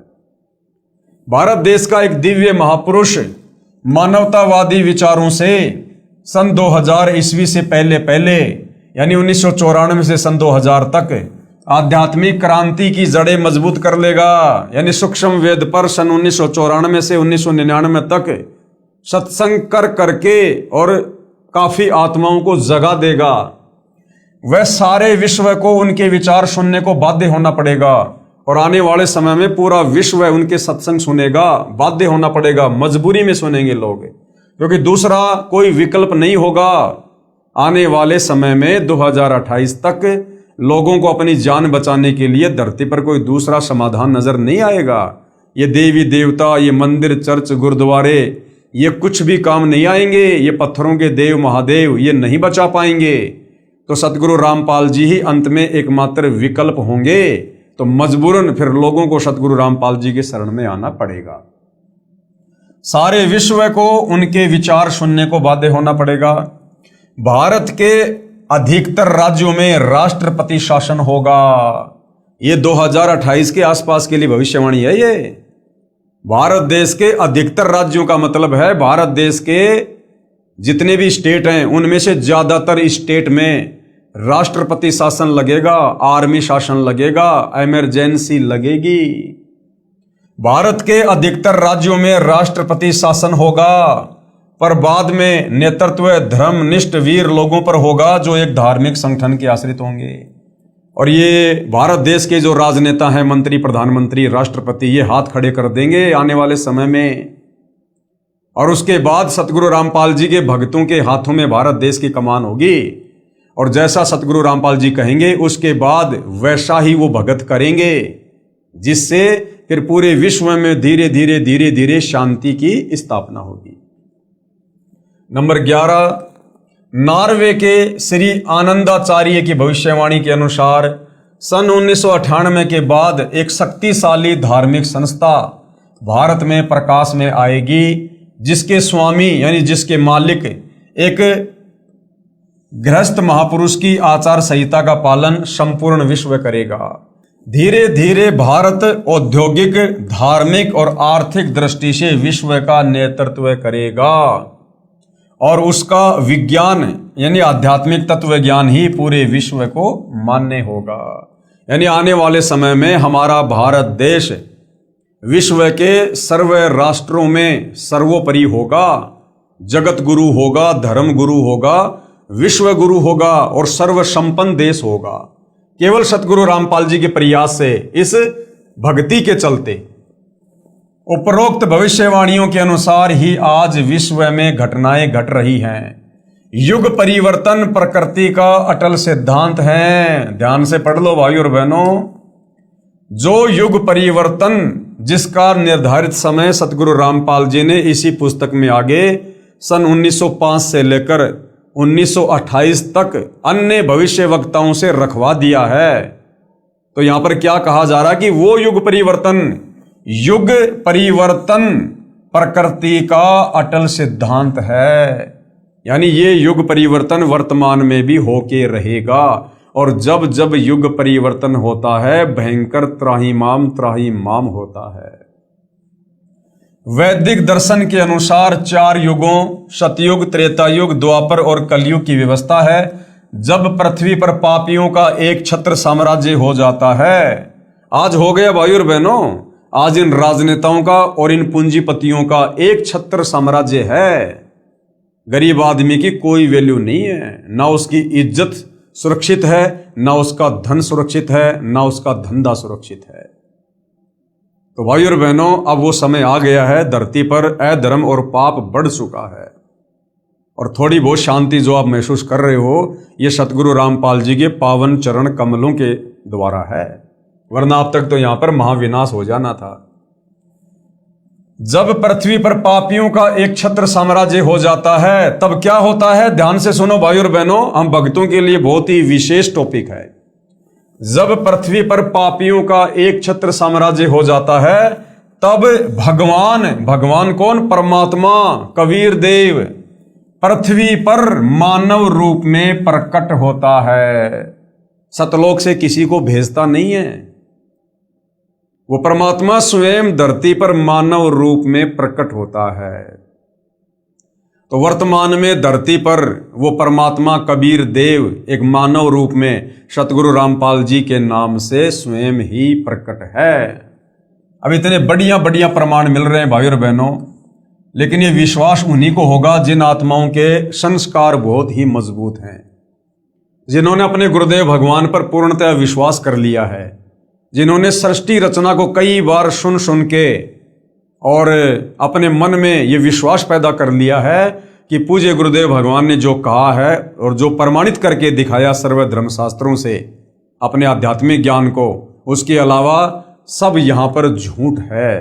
तो उन्हीं आत्माओं को विश्वास होगा कि वास्तव में आज इस धरती पर पूज्य गुरुदेव सतगुरु रामपाल जी के नाम से स्वयं कबीर भगवान, कबीर परमात्मा जी ही प्रकट हैं। यानी सतगुरु रामपाल जी कबीर जी के कोई अवतार, उनके द्वारा भेजे गए दास या उनके द्वारा सतलोक से भेजी गई कोई आत्मा नहीं है, ये स्वयं ही परमात्मा है। मानवता के इस पूर्ण विकास का काम अनादिकाल से भारत ही करता आया है। मानवता के इस पूर्ण विकास का काम यानी आत्मा को आध्यात्मिक ज्ञान देकर, सतभक्ति देकर जागृत करने का काम, आप और हमें सतभक्ति मार्ग देकर अपने परमपिता परमेश्वर के विषय में जानकारी देने का काम ये भारत देश ही करता आया है।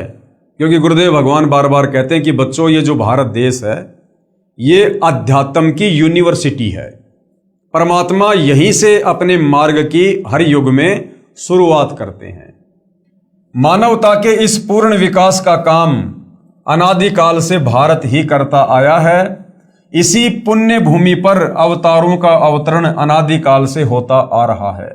लेकिन कैसी विडंबना है कि ऋषि मुनियों, महापुरुषों व अवतारों के जीवन काल में उस समय के शासन व्यवस्था व जनता ने उनकी दिव्य बातों व आदर्शों पर ध्यान नहीं दिया और उनके अंतर ध्यान होने पर यानी उनके जानने पर दुगने उत्साह से उनकी पूजा शुरू करके पूजने लग जाते हैं। यानी कोई भी महापुरुष जब इस धरती पर प्रकट होता है हम आत्माओं के भले के लिए, हमारे उपकार के लिए, तो उस समय जो वर्तमान समय की शासन व्यवस्था होती है यानी उस समय के जो राजा होते हैं और उस समय की जो जनता होती है, उस समय तो उन महापुरुषों के साथ में वाद विवाद करेगी, लड़ाई झगड़ा करेगी कि तेरे को किसने भगवान बना दिया, भगवान तो निराकार है, तो हमारे जैसा इंसान है, माँ के गर्भ से जन्म लेके आया है। उनकी बातों पर कोई विशेष ध्यान नहीं देता है।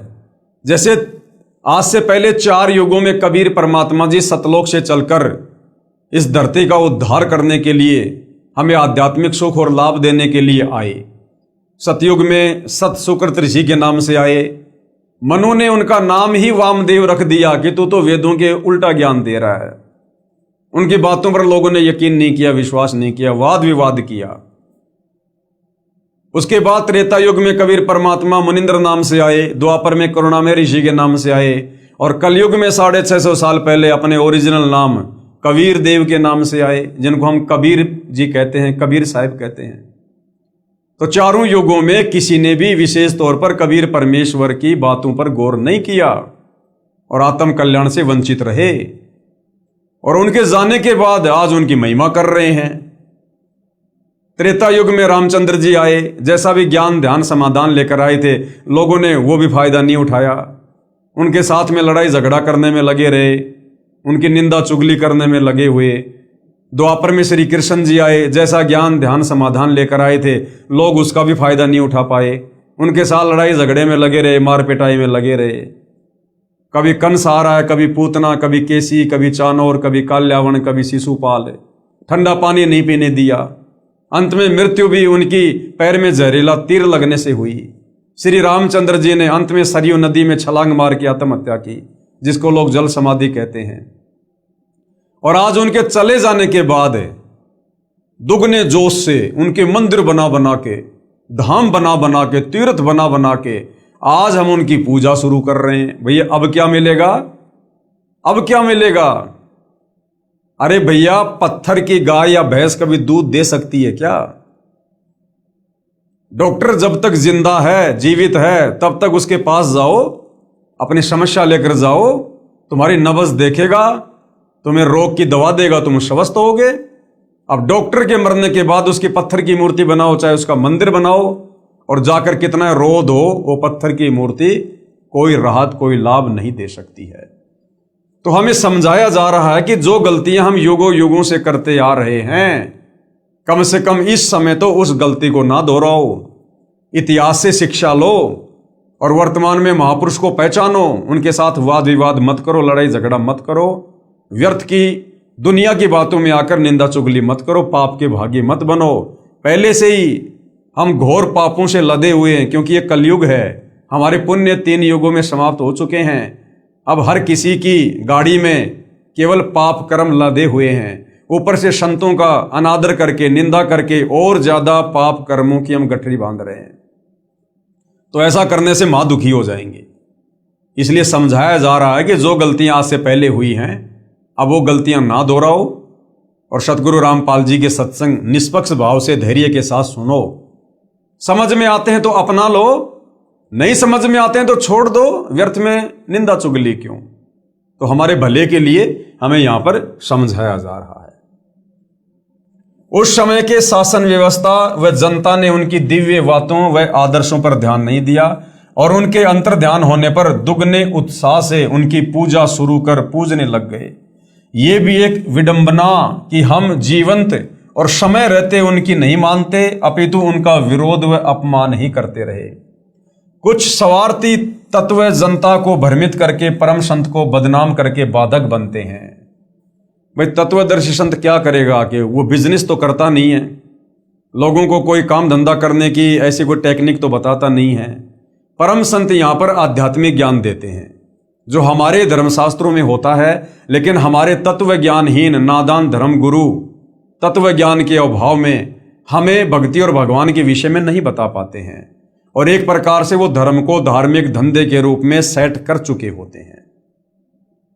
और जब तत्वदर्शी संत यहां पर आते हैं, वे हमें उन्हीं धर्मशास्त्रों को खोल खोल के दिखाते हैं कि भाई देखो भक्ति और भगवान के विषय में क्या लिखा हुआ है और हमारे से हमारे नादान धर्म गुरु क्या पूजा करवा रहे हैं। तो बताओ हमें लाभ कैसे मिलेगा, हमारा मोक्ष कैसे होगा, हमारे दुखों का निवारण कैसे होगा। और जब जनता उस तत्वदर्शी संत की बातों पर ध्यान देती है और उसके बताए अनुसार सत साधना करती है तो वो अद्वितीय लाभ प्राप्त करने लग जाती है, जिसके चलते उन नकली संतों को चिंता होने लग जाती है कि यदि सारे लोग उस तरफ चले गए तो फिर हमारा धंधा कैसे चलेगा, हमारे बच्चे कैसे पढ़ेंगे। जब पाखंडी खत्म हो जाएगा फिर पाखंडियों का क्या सहारा। जिस कारण से वो ज्ञानहीन धर्म गुरु उस तत्वदर्शी संत के खिलाफ जनता को गुमराह करके भड़का देते हैं और उस महापुरुष का विरोध करवा देते हैं, जनता को भी पाप का भागी बना देते हैं और फिर स्वयं भी अंत में नरक के भागी बनते हैं। तो हमें इतिहास पहले बताया जा रहा है ताकि वर्तमान में हम वो गलतियां करने से बचें, अपितु उनका विरोध व अपमान ही करते रहे। कुछ स्वार्थी तत्व जनता को भ्रमित करके परम संत को बदनाम करके बाधक बनते हैं। यह उक्ति हर युग में चरितार्थ होती आई है और आज भी हो रही है। यानी सन 2006 में करोथा कांड हुआ, सतगुरु रामपाल जी ने क्या किया, वही किया जो चारों युगों में आकर वो करते हैं। समाज में पहले से जो शास्त्र विरुद्ध ज्ञान का प्रचार प्रसार अज्ञानी काल प्रेरित धर्म गुरुओं के द्वारा जबरदस्त तरीके से कर दिया गया होता है, हर जगह पाखंड पूजा होती है। सतगुरु रामपाल जी ने उस पाखंड पूजा का विरोध किया, अपने सत्य ज्ञान आधार से सत्संग कर करके शास्त्र प्रमाणित ज्ञान दे दे के सर्व धर्म शास्त्रों से उन अज्ञानी धर्म गुरुओं की पोल खोल खोल के कि भाई देखो ये जो धर्म गुरु हैं मकसद इनका भी कुछ गलत नहीं, ये भी निकले तो जनता के उपकार के लिए थे, लेकिन इन लोगों के पास में शास्त्र अनुकूल साधना नहीं है। ये लोग सृष्टि रचना से अपरिचित हैं, इनको कोई तत्वदर्शी संत नहीं मिला, जिस कारण से ये खुद भी गुमराह हैं और समाज को भी उल्टा मार्गदर्शन दे रहे हैं, विशेषकर अध्यात्म में शास्त्रों के विरुद्ध। तो वो जो नादान धर्मगुरु होते हैं वो भड़क जाते हैं कि अगर सारी जनता सतगुरु रामपाल जी के अनुसार चल पड़ी तो फिर हमारे पास में कौन आएगा, और हमारे पास में कोई नहीं आएगा तो फिर हमारा कारोबार कैसे चलेगा, हमारा परिवार कैसे पलेगा। फिर जिस कारण से वो स्वार्थी धर्मगुरु जनता को भ्रमित कर देते हैं और जो है उस महापुरुष का विरोध करवा देते हैं। तो भाई और बहनों, सन 2006 में जो करोथा कांड हुआ उसका एक मुख्य कारण ये भी था कि महर्षि दयानंद जी जो आम जनता में महर्षि की उपाधि प्राप्त थे, जबकि उनको वेद ज्ञान बिल्कुल भी नहीं, केवल उनको संस्कृत भाषा का ज्ञान था, उनको तत्व ज्ञान नहीं था, जिस कारण से वो वेदों का निष्कर्ष निकालकर समाज को नहीं दे पाए, नहीं बताए। वो ये नहीं बता पाए कि वास्तव में भगवान कौन है, परमात्मा कौन है, किसकी भक्ति करनी चाहिए, कौन से वो मंत्र हैं जो हमारे शास्त्रों में हैं जिनका हमें जाप करना चाहिए। और वेदों के विरुद्ध व्याख्या समाज को देकर वो चले गए।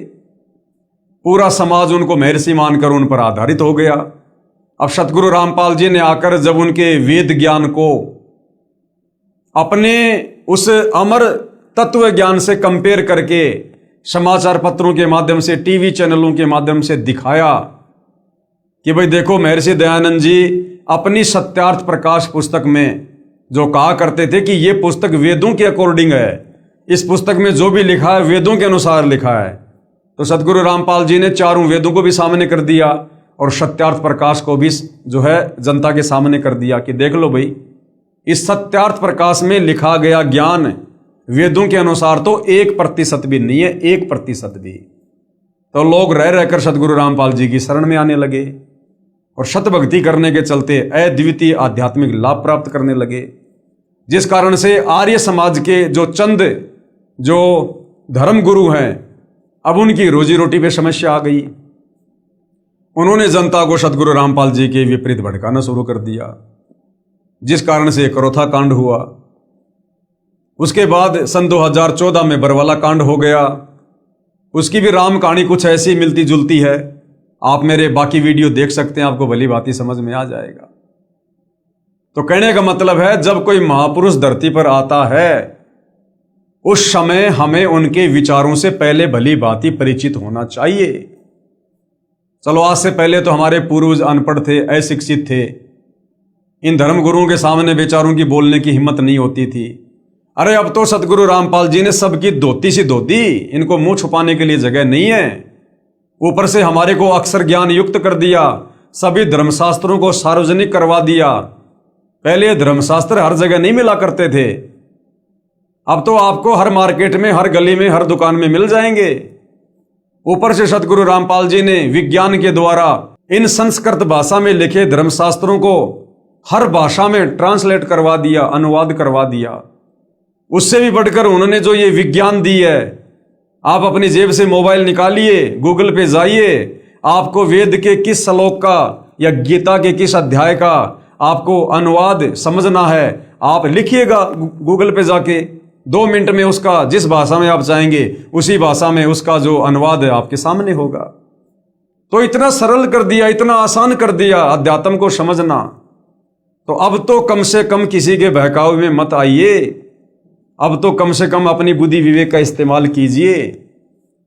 पहले किसी महापुरुष के विचारों से भली भांति परिचित होइए। जब तक आप किसी के सत्संग नहीं सुनेंगे, किसी के विचार नहीं सुनेंगे, आप कैसे निर्णय कर सकते हैं कि कौन सही है और कौन गलत है? तो उसके बाद ही फिर आगे कोई कदम इंसान को उठाना चाहिए, अन्यथा हम पाप के भागी बनते हैं। तो ये गलती कम से कम वर्तमान की जो पीढ़ी है उसने नहीं करनी चाहिए। जो महापुरुष हजारों कष्टों को सहन कर अपनी तपस्या व सत्य पर अडिग रहता है, उसकी बात असत्य नहीं हो सकती। सत्य पर अडिग रहते हुए ईसा मसीह ने अपने शरीर में कीलों की भयंकर पीड़ा झेली। शुक्रात ने जहर का प्याला पिया। श्री राम तथा श्री कृष्ण जी को भी यातनाओं का शिकार होना पड़ा। और ईसा मसीह ने फिर जाते जाते क्या कुछ कहा। ईसा मसीह ने कहा था कि पृथ्वी और आकाश टल सकते हैं, सूर्य का अटल सिद्धांत है, उदय अस्त वो भी निरस्त हो सकता है, लेकिन मेरी बातें कभी झूठी नहीं हो सकती। मेरी बातें कभी झूठी नहीं हो सकती। तो कौन कौन सी वो बातें हैं जो आने वाले युग परिवर्तन के समय में घटित होंगी, उसके ऊपर भी दास ने एक 4 घंटे का वीडियो बाइबल से बना रखा है। आप जी सोशल मीडिया पर जाकर देख सकते हैं। सजनों, यदि आज के करोड़ों मानव उस परम तत्व के ज्ञाता संत को ढूंढकर स्वीकार कर उसके बताए पथा अनुसार अपनी जीवन शैली को सुधार लेंगे, तो पूरे विश्व में सद्भावना, आपसी भाईचारा, दया तथा सद्भक्ति का वातावरण हो जाएगा। अब भाइयों और बहनों, आप लोगों ने तो उस परम तत्व के ज्ञाता संत को ढूंढने की आवश्यकता भी नहीं है, उनकी खोज हो चुकी है। और वैसे उनको कोई खोज नहीं सकता। परमात्मा को कौन खोज लेगा? किसकी औकात है? वो तो स्वयं आकर यहां अपनी जानकारी देते हैं, स्वयं ही अपनी पहचान करवाते हैं। वो स्वयं ही आकर हमें अपना हाथ पकड़ाते हैं। उस परमेश्वर को कोई ढूंढ नहीं सकता, कोई खोज नहीं सकता। ये सतयुग त्रेता द्वापर से हमारे साधु संत महात्मा ऋषि, जिनकी लाखों और हजारों वर्षों की उम्र हुआ करती थी, जंगलों में जा जाके शरीर को गड़ा गड़ा के नष्ट हो गए। उनको तो 21 ब्रह्मांड के नकली भगवान काल की छाया के दर्शन भी नहीं हुए। वो तो आज तक काल के दर्शन भी नहीं कर पाए। उस परमेश्वर को ढूंढना खोजना ये इंसान की कल्पनाओं से भी बाहर की बात है। ये तो वर्तमान समय में इस पृथ्वी के मानव समाज का परम सौभाग्य है, जो परमात्मा स्वयं सतलोक से चलकर धरती पर प्रकट हैं और रह रहकर आप और हमारे तक अपनी जानकारी पहुंचा रहे हैं। हमें सहज में ये सत भक्ति मार्ग देकर हमारी आत्मा का कल्याण करना चाह रहे हैं। और अगर इस सु अवसर को भी हम नादानों ने ठुकरा दिया तो फिर अनंत युगों के लिए लक 84 योनि में गधे कुत्ते बनकर असहनीय पीड़ा भोगेंगे। तो समझदार व्यक्ति कभी भी ऐसी आपत्ति मोल नहीं लेगा और परम संत के वचनों को सुनेगा, समझेगा और उनकी शरण में आकर अपनी आत्मा का कल्याण करवाएगा। वर्तमान का मानव बुद्धिजीवी है। क्यों है? क्योंकि वर्तमान का समय विशेष है। ये कलयुग की बिचली पीढ़ी है, मोक्ष का प्राइम टाइम है, जो परमात्मा कबीर साहिब जी ने पहले से निर्धारित किया हुआ था। और इस समय ही परमात्मा ने इस जीव को इतनी सुविधा देनी थी। जैसे ये विज्ञान है, टेक्नोलॉजी है, तरह तरह के ये वैज्ञानिक जो ये उपकरण है, TV, radio, internet, satellite, aeroplane, helicopter और भी बहुत सारी सुख सुविधा, एसी, पंखे, ये कूलर वगैरह, मोटरसाइकिल वगैरह। भाई और बहनों, आज से पहले क्यों नहीं थी ये?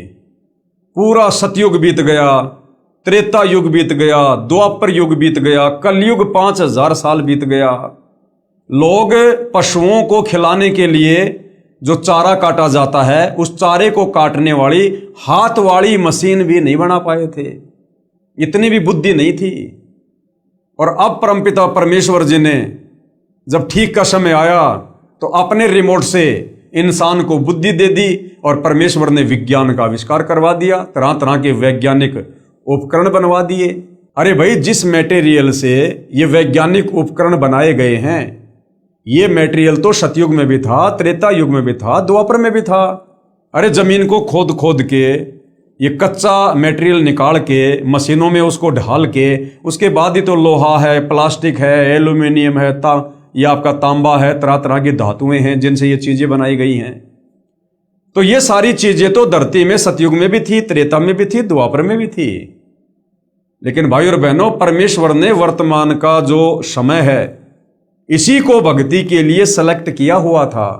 और ये सारी सुविधा गुरुदेव भगवान ने वर्तमान में ही हमको देनी थी, इस भक्ति में सहयोग के लिए, ताकि हमारा समय व्यर्थ ना हो और हम ज्यादा समय भक्ति को दें, परमात्मा के सुमरण को दें। लेकिन काल ने इस विज्ञान का दुरुपयोग किया, आप और हमें केवल माया की दौड़ में लगा दिया, भौतिकतावाद में उलझा के रख दिया। लेकिन अब वो समय आ गया है।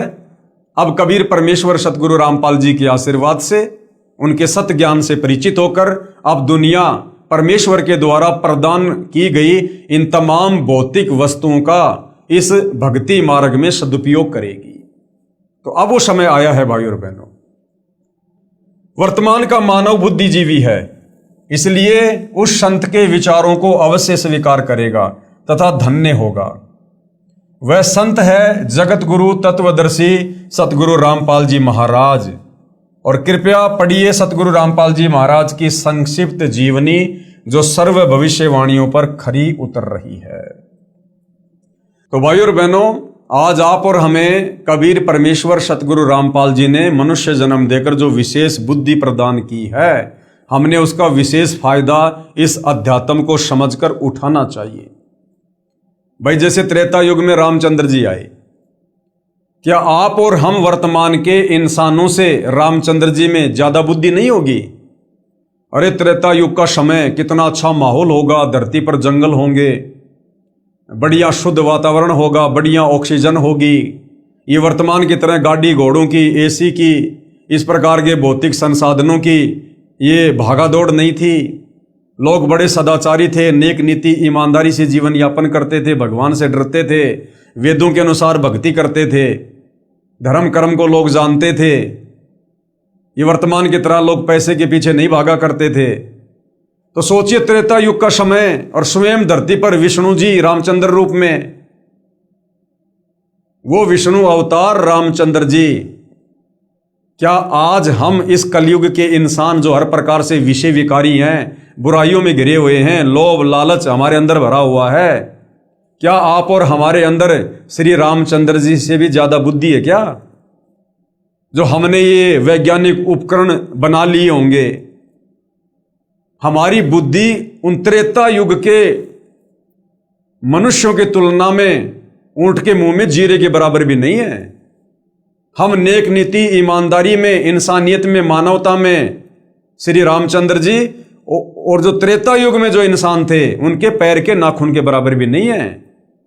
तो फिर वर्तमान का इंसान अपनी बुद्धि से, अपने स्तर से इस विज्ञान को कैसे बना सकता है? कैसे हेलीकॉप्टर बना सकता है? कैसे वायुयान बना सकता है? जब श्री रामचंद्र जी नहीं बना पाए, क्या उनको एरोप्लेन की आवश्यकता नहीं थी? अरे जब उनकी पत्नी को रावण उठाकर ले गया था और उन्होंने सेना लेकर जानी थी लंका में, तो चाहते तो वो भी एरोप्लेन बना लेते, हेलीकॉप्टर बना लेते। उनको समुद्र पे वो पुलिया बनाने की आवश्यकता क्यों? क्या उनको जरूरत नहीं थी क्या एरोप्लेन की? लेकिन उस समय परमात्मा ने ये विज्ञान नहीं देनी थी, इंसान को ये बुद्धि नहीं देनी थी। ये समय परमात्मा ने वर्तमान का निश्चित किया हुआ था। ये वर्तमान में ही परमेश्वर ने सब कुछ करना था। तो भाई और बहनों, इस विज्ञान के दम पर इंसान जो भगवान को भूल चुका है कि विज्ञान ही सब कुछ है, वो भाई बहुत बड़ी भूल में है, बहुत बड़ी भूल में। ये इंसान के दिमाग की खोज नहीं है। अगर इंसान ने करना होता तो इंसान तो 40 लाख साल से, सतयुग से इसी धरती पर था और बड़े बड़े इंसान, बड़े बड़े महापुरुष, साधु संत महात्मा ऋषि होकर चले गए। वो भी ये उपकरण नहीं बना पाए जो दया परमपिता परमेश्वर ने वर्तमान में इस भक्ति मार्ग में सहयोग के लिए आप और हमें प्रदान की है। इन वैज्ञानिकों को सद्बुद्धि देकर परमात्मा ने जो ये आविष्कार करवाए हैं। कौन परमात्मा? कबीर देव। कौन कबीर देव? वर्तमान में सतगुरु रामपाल जी। तो भाई और बहनों, आज परम पूज्य परमेश्वर सतगुरु रामपाल जी आप और हमारी आत्मा के कल्याण के लिए, हमारे मोक्ष के लिए किसी प्रकार से कोई कमी, कोई कसर नहीं छोड़ रहे हैं। तो आप और हमारी भी जिम्मेदारी बनती है कुछ 2 कदम आगे बढ़ने की, बुद्धि विवेक का इस्तेमाल करने की। पहचानो अपने परमपिता परमेश्वर जी को। इस काल ने हमें जाति और धर्मों की दीवारों में बांध के रख दिया। ये सर्व के तारणहार हैं, सर्व के उद्धारक हैं, सबके शुभ चिंतक हैं, क्योंकि सतगुरु रामपाल जी सर्व सृष्टि के रचयिता हैं। सभी आत्माओं को इन्होंने अपने वचन से उत्पन्न किया था सतलोक में। सृष्टि रचना पढ़ोगे तब आपको समझ में आएगा। तो ये असल में हमारे पिता हैं, हमारी आत्मा के पिता हैं। और यदि हमने इनको इस समय इनके ज्ञान को समझकर ना पहचाना, तो भाई और बहनों, फिर हम लंबे समय के लिए इस काल बलि के 21 ब्रह्मांड में यहीं पर असहनीय कष्ट और पीड़ाओं का सामना करने के लिए छोड़ दिए जाएंगे। आज मनुष्य जन्म में है, ये 184 योनियां भोगने के बाद मिलता है ये चोला। मानव जन्म दुर्लभ है, ये मिले न बारंबार, जैसे पेड़ से पत्ता टूट जाए भंवर न लगता डार। हम 184 योनियां भोगने के बाद आए इस मनुष्य जन्म में। एक चक्कर 184 का काटने के बाद मिलता है, ये परमात्मा का विधान है। कोई ये ना समझे मैं आज राष्ट्रपति हूं, प्रधानमंत्री हूं, गांव का सरपंच हूं, बहुत बड़ा पैसे वाला हूं, मैं बड़ी सेलिब्रिटी हूं, मैं कोई क्रिकेटर हूं, कोई हीरो हूं, तो मैं तो पहले भी ऐसा ही था और मैं तो आगे भी ऐसा ही रहूंगा। आप चाहे वर्तमान में देश के राष्ट्रपति हो, चाहे फिल्मी हीरो हो, चाहे कितने बड़े धनपति और कुबेरपति हो, अगर वर्तमान में सतगुरु रामपाल जी से उपदेश लेकर भक्ति का बीज नहीं बोया, तो अगले जन्म में सीधे 184 योनि में गधे, कुत्ते, सुअर बनकर गोबर खाओगे। आप लोग इस काल बलि के षड्यंत्र से परिचित नहीं हो अभी, क्योंकि अभी आप अध्यात्म से दूर हो। अभी आपको सृष्टि रचना का ही नहीं पता। जब तक हम इस काल की 21 ब्रह्मांड की गंदी व्यवस्था से परिचित नहीं होंगे, हमारी भक्ति में रुचि बनेगी नहीं। और रुचि नहीं बनेगी तो इसी प्रकार हम संतों का विरोध करके अपने कर्म फोड़ते रहेंगे। और ये अनमोल मनुष्य जन्म जो परमात्मा ने दिया, जिसकी कोई कीमत ही नहीं हो सकती, हम इसको यूं ही कोडियों के भाव बर्बाद करके, दो रोटी के चक्कर में, झूठी मान बढ़ाई के चक्कर में समाप्त करके निकल लेंगे। अगले जन्म में गधे बनकर फिर कुम्हार के नीचे लटकाएंगे, या सुअर बनकर फिर लैट्रिन खाते फिरेंगे। फिर ना तो हमें कोई समझाने वाला मिलेगा और ना हम किसी की बात समझने के योग्य रहेंगे। तो भाई और बहनों, आज ये वक्त है, आज ये समय है, ये मनुष्य जन्म में जो सुविधा हम ले रहे हैं ना, ये सुविधा भी परमात्मा कबीर साहिब की रजा से हमें मिल रही है, क्योंकि वो भगवान वर्तमान में धरती पर है। अन्यथा भाई और बहनों, विचार कर लो, आज से 40-50 साल पहले, आज से 40-50 साल पहले गेहूं का, बाजरे का क्या भाव होगा? 5 रुपए किलो या 4 रुपए किलो मान लो, 2 रुपए किलो मान लो, इतना सस्ता था। और जिस समय ये गेहूं बाजरा 2 रुपए किलो था, 5 रुपए किलो था, उस समय लोग पेट भर के नहीं खा पाते थे, पेट भर के। और आज यही गेहूं, यही आटा 50-50 रुपए किलो हो गया शहरों में, 50-50 रुपए किलो, और आज लोग इसको बर्बाद कर रहे हैं। तो इतनी सुख सुविधा इस कबीर भगवान सतगुरु रामपाल जी के धरती पर प्रकट होने से है, क्योंकि जहां ये परमात्मा प्रकट होता है संत रूप में, वहां पर खुशहाली खुशहाली आ जाती है। लेकिन ये सदा नहीं रहेगी। अगर सदा के लिए चाहिए तो सतगुरु रामपाल जी के ज्ञान को समझकर, उनकी शरण में आकर, आजीवन मर्यादा में रहकर भक्ति करके उनके साथ सतलोक जाने की तैयारी पकड़ लो। वो सतलोक जाने के बाद हमें सदा सदा के लिए सुख मिलेगा। वहां हमें सर्व वस्तुएं फ्री में मिलेगी, मुफ्त में। वहां हमारा जन्म मरण से पीछा छूटेगा, गधा कुत्ता सूअर बनने से पीछा छूटेगा। और यदि इस सु अवसर का मनुष्य जन्म प्राप्त करके अध्यात्म से दूर रहकर, इस झूठी मान बढ़ाई, शानो शौकत के चक्कर में, दुनिया के बहकावे में, लोक लाज में, अगर आपने ये सु अवसर गवा दिया, परम संत की संगत नहीं की, गुरुदेव सतगुरु रामपाल जी से उपदेश लेकर भक्ति नहीं की, और आत्मा का कल्याण नहीं हुआ, तो भाई और बहनों, फिर 184 योनियां तैयार हैं। फिर इस काल का डंडा 24 घंटे सिर पे पड़ेगा, 24 घंटे। फिर ये 56 प्रकार के भोजन नहीं मिलेंगे, मनमर्जी का काम नहीं चलेगा। अभी तो जैसे मन में आया, जब चाय पी ली, दूध पी लिया, जूस पी लिया, फल फ्रूट खा लिए, मन में आया घूमने चले गए, फिरने चले गए, पैर में कांटा लग गया, पीड़ा हो गई, बुखार चढ़ गया, जुकाम हो गई, घर वालों को बता दो कि मुझे पेट में दर्द हो रहा है, घर वाले डॉक्टर के पास ले जाएंगे, इलाज करवा लेंगे, आप शांत हो जाओगे। कल को गधे बनेंगे, कुत्ते बनेंगे, बैल बनेंगे, गाय बनेंगे, गधे बनेंगे। अगर पैर में कोई कील चुभ गई ना, मुंह में जुबान भी होगी, हम अपने मालिक को बोलकर बता नहीं पाएंगे कि भाई मेरे पैर में कांटा चुभ गया, कील चुभ गई, दर्द हो रहा है। वो पीछे से मारेगा डंडा कि ये चल क्यों नहीं रहा। हमें पता है कि पैर में कील चुभ गई, लेकिन हम बता नहीं पाएंगे उसको। इतनी भी हमारे अंदर ये बुद्धि नहीं छोड़ेगा काल 184 योनियों में, और कष्ट पे कष्ट उठाएंगे, कष्ट पे कष्ट। तो भाई और बहनों, जो विशेष सुविधा आज गुरुदेव भगवान ने आप और हमें मनुष्य योनि में दी है, वो बकवाद के लिए नहीं दी, भक्ति के लिए दी है, भक्ति के लिए। और परमेश्वर के इस अनमोल गिफ्ट को यदि हमने सदुपयोग नहीं किया, सत भक्ति नहीं की, तो परमेश्वर फिर बहुत तगड़े तरीके से नाराज होगा, तगड़े तरीके से। और भगवान की नाराजगी का सामना तो ये ब्रह्मा विष्णु महेश भी नहीं कर पाते, बड़े बड़े साधु संत महात्मा ऋषि भी नहीं कर पाते। तो भाई और बहनों, आज सुअवसर है, मौका, हम तो प्रार्थना कर सकते हैं। वैसे तो आध्यात्मिक लोगों को पागल की श्रेणी में समझा जाता है, लेकिन एक समय में उन पागल लोगों का भी सत्कार होता है। जब द्वापर में श्री सुदामा जी थे, कितने गरीब थे, कितने निर्धन थे, कैसे अपना गुजारा किया करते थे, लोग उनको पागल मूर्ख कहा करते थे। क्या रखा भक्ति में, क्या रखा, कुछ नहीं, तेरी हालत देख, तेरे को क्या दे दिया भगवान ने।